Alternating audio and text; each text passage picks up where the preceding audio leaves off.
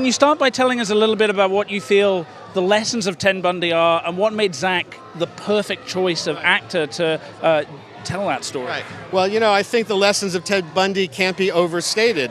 He's a guy who people thought was a terrific, swell guy who, was not capable of these types of crimes. And in my 25 years of filming real crime, I'm mainly known for, crime documentaries.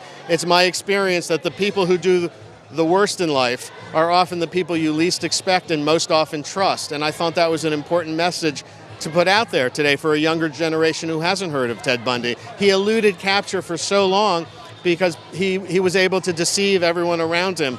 And for me, the movie is a portrait of that kind of deception and betrayal. What's fascinating about this story that you're telling is that it's not just about Ted Bundy, but it's about the other side, the female side of that narrative.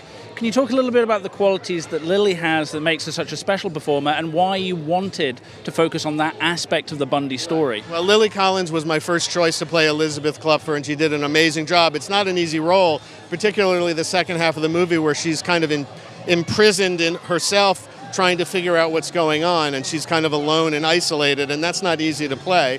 But I think it's important to tell the female side of the story, to the victim side of the story, because I want to arm a new generation with the knowledge that the people who do bad things in life are often the people you least expect.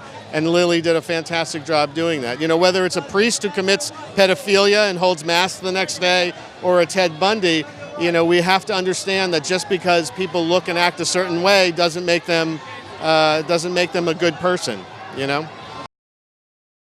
The biggest challenge was convincing people that this was a good story to tell. We live in an age of Me Too accountability, which I wholeheartedly subscribe to. We live in an age where there's a lot of true crime, and why make another movie?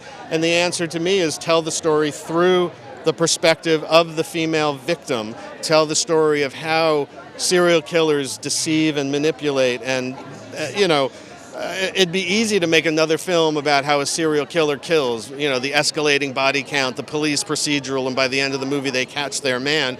But that's been done, and I think it's much more important to understand that serial killers are not two-dimensional monsters that only kill. They also have a whole other life, and they deceive people. Portraying that, to me, was, an interesting approach and a way to kind of turn the serial killer genre on its head. Now, some have said, who haven't seen the movie, some have said, oh, you're glorifying because you're not showing the violence. To me, that's crazy. Showing the violence, to me, is more disrespectful to the victims. If you've been the victim of a horrible murder and rape, I don't think the family members want to see that recreated on screen. We talk about violence, we don't avoid the violence, but we don't show Zach actually doing the killing. It's a heavy burden to be playing this type of character. He just worked, he's not this kind of method actor who needs to 24/7 be the character, but he certainly did a lot.